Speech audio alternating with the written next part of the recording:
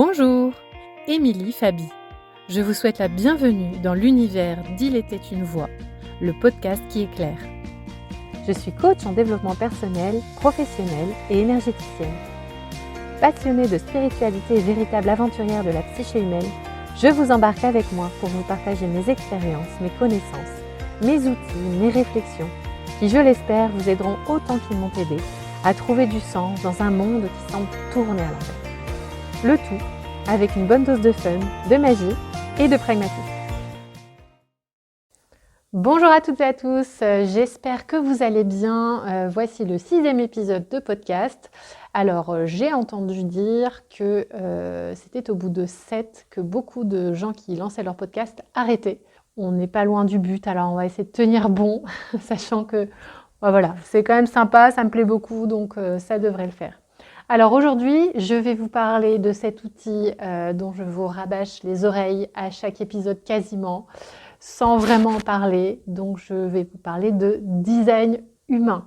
C'est quoi ce truc? C'est quoi cet outil dont elle parle tout le temps, cette fille, et on ne comprend rien? Alors, l'idée de cet épisode, c'est non pas de vous vendre l'outil, mais de vous expliquer à quoi il sert, comment ça fonctionne, ce que ça a changé pour moi et comment je l'utilise. Voilà, parce que c'est un outil fabuleux qui mérite d'être connu davantage, même s'il commence on va dire, à se démocratiser un petit peu, notamment via les réseaux sociaux, tout ça, on en entend de plus en plus parler. Alors, le design humain, c'est un outil de connaissance de soi qui est assez récent, puisqu'il date de 1987. Alors, là, on va attaquer dans le dur directement, puisque la façon dont il a été, on va dire, créé est un petit peu, peut paraître un peu bizarroïde, perché. Même moi qui suis quand même dans la sphère de la spiritualité, qui utilise les outils tels que les tarots, les oracles, les soins énergétiques, même moi, au départ, je me suis dit, c'est quoi ce truc? Alors, donc, comment est né cet outil? En fait, il est né à travers un homme qui s'appelait, puisqu'il est décédé aujourd'hui, Alan Krakauer, qui était un Canadien, qui avait une vie, somme toute, plus ou moins normale, assez carriériste, tout ça, qui travaillait plutôt dans le monde, je crois, du marketing ou des affaires, enfin bref, classique quoi, et qui un jour a un peu pété un plomb. Il a fait une sorte de burn-out et il a laissé femme et enfant pour aller s'isoler sur une île à Ibiza. Alors pas pour faire la fête et des rêves partis, mais vraiment il a vécu a priori, comme il le racontait, comme presque un marginal en fait pendant quelques temps. Et en fait, un jour, donc au même moment, passait une supernova au-dessus du Chili. Donc une supernova, c'est quoi? C'est la mort d'une étoile. Et en fait, elle a atterri quasiment à l'endroit, il y a eu des retombées à l'endroit où il était à ce moment-là. Et il a été quasiment comme pétrifié, lui et son chien, puisqu'il avait quand même emmené un chien avec lui. En tout cas, il y avait un chien avec lui. Et ils ont tous les deux été pétrifiés. Et lui, selon ses dires, a entendu une voix qui lui a dit « Es-tu prêt à travailler ?» Et pendant 8 jours et 8 nuits, donc il s'est senti vraiment très mal physiquement et quasi broyé de l'intérieur. Enfin, c'était assez apparemment particulier et intense physiquement. Et donc, pendant 8 jours et 8 nuits, il a littéralement pondu cet outil qui est le design humain.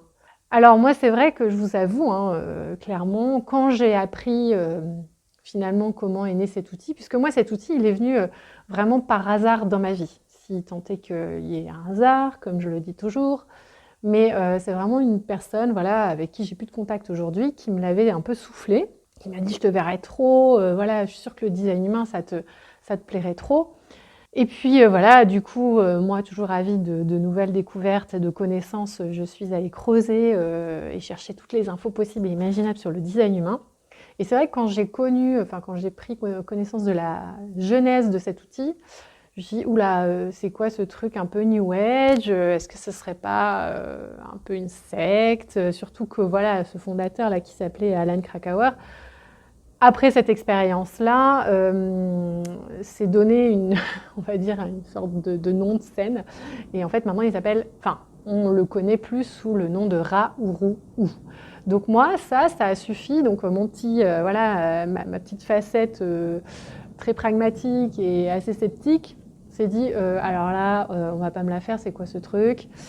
Je suis toujours très attentive et puis si vous voulez vous référer à l'épisode précédent justement sur le fait de conserver son pouvoir personnel quand on travaille sur soi pour éviter notamment les dérives.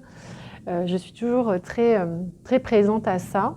Et donc j'ai eu envie de creuser parce que je me suis dit, bon, allez, allons-y. Donc j'ai fait une séance, 2 séances, 3 séances. Voilà, donc en fait, ça se base, comment ça marche déjà en fait, vous rentrez vos dates, heures exactes et lieu de naissance. Donc il y a différents logiciels qui existent, mais notamment un. Et de façon très gratuite et instantanée, ça vous donne une sorte de schéma totalement incompréhensible pour celui qui n'est pas initié, on va dire, à l'outil, avec plein d'infos, de signes, de numéros, voilà, totalement nébuleux et assez opaque. Et donc, sur base de ces données-là, donc vous avez votre schéma corporel, et là, ça vous donne en fait des infos absolument incroyables sur juste votre fonctionnement énergétique, c'est-à-dire comment vous êtes câblé pour utiliser votre énergie sans exploser en vol et sans la cramer, donc la diriger finalement à bon escient dans les bonnes situations, dans les bonnes relations. Justement, du coup, votre stratégie, c'est-à-dire la façon dont vous interagissez avec la vie, avec les situations, avec les personnes. Votre autorité intérieure, ça c'est votre processus de prise de décision, votre processus intuitif, comment vous êtes câblé pour prendre vos décisions, en tout cas les meilleures pour vous. Des informations sur votre profil, là c'est plutôt le costume que vous portez, c'est-à-dire qui vous pensez être et ce que vous montrez au monde, et d'une autre part, ce que les autres voient de vous, qui vous est plus ou moins accessible, enfin généralement pas très accessible, mais que les autres vous renvoient. Ça vous donne aussi des clés sur vos fonctionnements émotionnels, psychiques, psychologiques, sur l'alimentation, le sommeil, comment les zones de fonctionnement où vous fonctionnez dans vos rails et des zones où vous êtes plus vulnérable, où là il y a vraiment des points d'alerte et beaucoup de red flags comme on dit, auxquels il faut être vigilant pour rester aligné. Et en fait cet outil-là, ça s'appelle aussi la science de la différenciation. C'est un outil qui rassemble à la fois des données de sagesse ancestrale comme l'astrologie, la kabbale, le I Ching chinois qui est un des premiers outils divinatoires qui a plus de 3000 ans de ce fait, le système des chakras indiens, et d'un autre côté, la biochimie, la génétique, la physique quantique. Enfin bref, pour moi, je trouvais que c'était vraiment l'alliance de la science et de la magie, donc tout pour me plaire, puisque j'ai vraiment ces deux facettes en moi. Et donc, vous avez toutes ces infos-là, mais le but, c'est vraiment, moi, ce qui m'a rassurée finalement dans cet outil-là, parce que j'ai fait des séances, et puis à l'instar de d'autres outils qui sont très, bon, on vous dit des choses, on vous donne plein d'infos, mais au final, qu'est-ce que j'en fais? Là, clairement, ça donne des clés vraiment concrètes pour avancer avec le moins de résistance possible dans sa vie en fonction de son propre fonctionnement, de sa propre nature. Donc, c'est comme si on vous donnait finalement votre notice d'utilisation, votre mode d'emploi Ikea, j'adore dire ça parce que je trouve que c'est une image hyper parlante.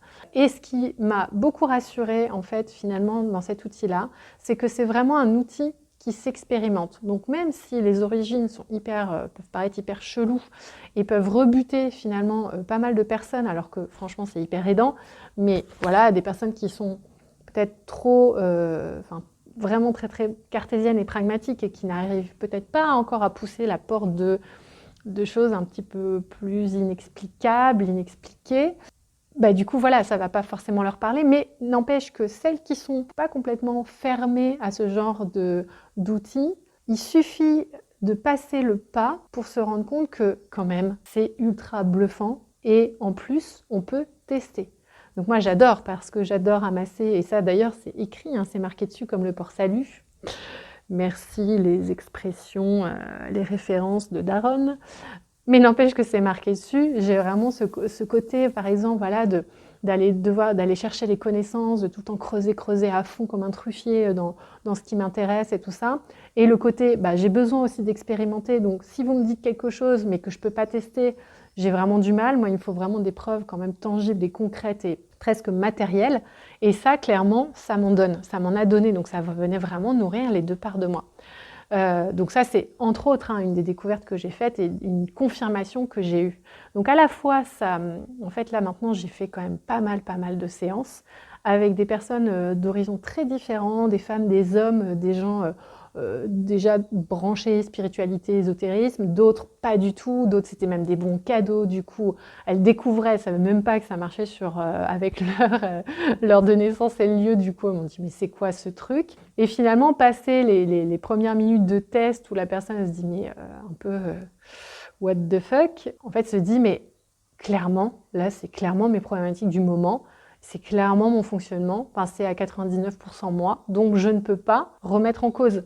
Après, c'est vrai que c'est à la fois un outil qui s'expérimente et c'est à la fois un outil qu'il est dommage de ne pas expérimenter. Donc on peut en rester là à l'analyse, enfin voilà, à la séance de lecture du schéma et tout ça. On peut aller vraiment dans les détails parce que on va dire que c'est comme s'il y avait des tiroirs infinis. Enfin, c'est un peu le sac de Mary Poppins, en fait, le design humain. On peut aller chercher au fond, ou tirer le fil et puis la pelote est infinie. Voilà, on a l'impression que ça se termine jamais. Et c'est d'ailleurs pour ça que je continue d'expérimenter, que je continue de creuser, parce que à la fois c'est un outil très mental, donc qui vient beaucoup nourrir le mental, et à la fois c'est un outil qui va nous dire le mental n'est absolument pas là pour prendre des décisions. C'est un outil qui nous fait revenir finalement au corps. Je vous parlais d'autorité intérieure, donc de processus intuitif, c'est-à-dire comment on est câblé pour prendre nos décisions. Chacun a vraiment une façon bien particulière d'intuiter, on va dire. Et moi, par exemple, dans mes coachings, j'avais tendance à dire non mais là maintenant tout de suite qu'est-ce que vous diriez, comment vous prendriez cette décision-là, qu'est-ce que voilà votre intuition vous dit là à l'instant T. Mais parce que moi j'ai ce type d'intuition, moi je suis une instinctive, je fonctionne à l'instinct et c'est dans l'instant T, c'est même parfois un peu chiant parce que ça se répète pas et donc c'est une intuition qu'il faut choper au vol et même si c'est complètement incohérent, même si ça paraît dingue, du coup c'est là que je dois l'écouter. Alors que d'autres personnes, qui ont notamment une autorité émotionnelle, ont besoin de temps. Et donc ont besoin non pas de temps pour réfléchir avec la tête, mais de temps pour passer une sorte de vague émotionnelle. Donc au lieu de prendre la décision en haute vague quand ils sont au taquet, genre ouais super, je paye un coup à tout le monde dans la boîte, et puis ou en bas de vague en se disant alors attends là c'est le ticket de carte bleue de la soirée d'hier, qu'est-ce que j'ai fait et regretter amèrement. C'est leur moment de prise de décision, c'est vraiment quand ils arrivent à une certaine clarté émotionnelle, c'est-à-dire qu'ils sont ni au taquet ni dans le fond du seau, ils sont dans un entre-deux que eux seuls peuvent d'ailleurs détecter, définir. Bref, ça c'est vraiment pour donner un exemple, mais ça remet pas mal de choses en question, et notamment les conseils des gens qui vous entourent, qui nous entourent, enfin en fait les conseils en tout genre finalement, parce que on part du principe que votre boussole intérieure c'est vraiment vous, et c'est vous qui avez votre solution, et que la solution que l'autre vous propose passera forcément à travers son prisme, c'est ce que je disais dans le dernier épisode, passera forcément au tamis de son prisme, et du coup va forcément flouter les choses pour vous. Ou pas, ça dépend si vraiment vous êtes câblé pareil, et encore même d'une situation donnée, on ne peut pas en retirer la même chose. Donc c'est vraiment un outil qui rend l'autonomie à chacun, et qui responsabilise beaucoup. Et moi, c'est ce qui me plaît le plus, et c'est d'ailleurs pour ça que je l'utilise de plus en plus dans mes accompagnements, parce que du coup, c'est comme si je m'extrayais un peu de mon système de pensée et de croyance, et que justement, j'allais de moins en moins dans le risque d'induction, enfin d'induire des choses dans penser la tête de l'autre, parce que je vais vraiment me tourner vers son fonctionnement, le fonctionnement de la personne, sa nature, et je vais m'adapter à cette nature-là pour la guider au mieux, mais pour la guider vers justement son autonomie. Et ça a vraiment changé pas mal de choses dans ma pratique, puisque c'est vrai que quand on est dans une relation d'accompagnement, d'aide, on peut avoir, enfin, c'est qu'on a généralement un petit, voire un gros côté sauveur de l'humanité qui est là tout le temps à se dire il faut que je trouve une solution pour l'autre, il faut que je l'aide, il faut que je... Voilà. Mais finalement, qui est-ce qui vient nous dire ça? C'est souvent notre ego à se dire il faut que je montre que je peux réussir, il faut que mon ego soit conscient que voilà, c'est bon, je fais bien mon boulot, quoi. Alors que le design humain, justement, l'ego, c'est-à-dire, en fait, il y a deux parties. C'est comme s'il y avait une partie donc inconsciente dans notre fonctionnement, dans notre schéma, qui n'était pas accessible à notre finalement mental, notre esprit comme ça de façon consciente, et une partie consciente qui est plutôt notre personnalité. Et en fait, donc la partie inconsciente, ce serait plus notre intelligence du corps, notre intelligence cellulaire, et la partie consciente, c'est plutôt notre mental, notre personnalité. Et en fait, qu'est-ce qui se passe? On reprend souvent en design humain l'image de la voiture. Et c'est comme si le conducteur, c'était le corps, l'intelligence cellulaire. Et que le passager, côté passager, il y avait le mental, l'ego. Sauf que le mental, lui, il a tout le temps envie de prendre le volant, alors même qu'il n'a pas le permis. Et donc, qu'est-ce qu'il va faire? En pensant bien faire, en fait, il va souvent nous mettre dans le mur, parce qu'il ne sait pas conduire. Donc, l'idée, c'est que lui reste en observation, qu'il intervienne quand on lui demande, parce qu'il a aussi son utilité, mais surtout qu'il reste à sa place. Et donc, la boussole, elle se situe vraiment au niveau physique, au niveau cellulaire. Et tout ça, voilà, vous avez des clés, enfin ça donne vraiment des clés hyper concrètes. Et moi, ça a été une vraie révélation, parce que quand j'ai découvert le design humain, en fait, il y a 4 grands types, on va dire 4 grandes familles. Et moi, j'étais persuadée d'être dans la famille de ceux qui initiaient, qui prenaient vraiment, qui fonçaient, tout ça. Alors que non, je suis projecteur. Le projecteur, par exemple, sa stratégie, ça, pour entrer en relation avec les autres, avec des situations, tout ça, pour quasiment tous les domaines de sa vie, c'est d'attendre d'être reconnu et invité. Donc moi qui étais élevée à initier, mais élevée par ma famille, mais aussi conditionnée par la société, puisque c'est comment on parle de déconditionnement quand on utilise le design humain, c'est-à-dire qu'on revient à sa propre nature. Et du coup, ça demande d'enlever toutes ces couches de conditionnement de l'éducation, la société, notre système de croyances qui s'est intégré petit à petit, et voilà, et de vraiment revenir à soi. Des fois, ça demande plus ou moins une gymnastique qui est plus ou moins compliquée, un travail plus ou moins grand, mais on est fait comme ça. Et donc, c'est d'aller de preuve en preuve qui, finalement, nous permet de se dire « Tiens, c'est vrai que quand je fais comme ça plutôt que comme ça, c'est quand même moins confrontant, je me prends quand même moins de résistance et je me sens quand même mieux, aussi bien physiquement que moralement, que énergétiquement. » Enfin voilà, ça vient finalement réguler tout ce système que nous sommes, nous, en tant qu'êtres vivants, et harmoniser tout ça. Alors, le tout, c'est pas d'être complètement déconditionné, puisqu'à partir du moment où on est plus qu'une personne dans la vie, on est forcément sujet au conditionnement. Mais l'idée, c'est de revenir en observation, de se dire, tiens, là, il y a peut-être des choses qui ne sont pas à moi, et de les remettre à soit la personne à qui ça appartient, soit au conditionnement général, soit, enfin, en tout cas, de revenir à soi. Et moi, donc voilà, ça a été vraiment une grande révélation que de me dire, alors attends, il faut que j'attende, déjà attendre. C'était absolument pas dans mon vocabulaire. D'être invitée, alors c'est quoi ce truc? Enfin, il y a des choses, c'est compliqué.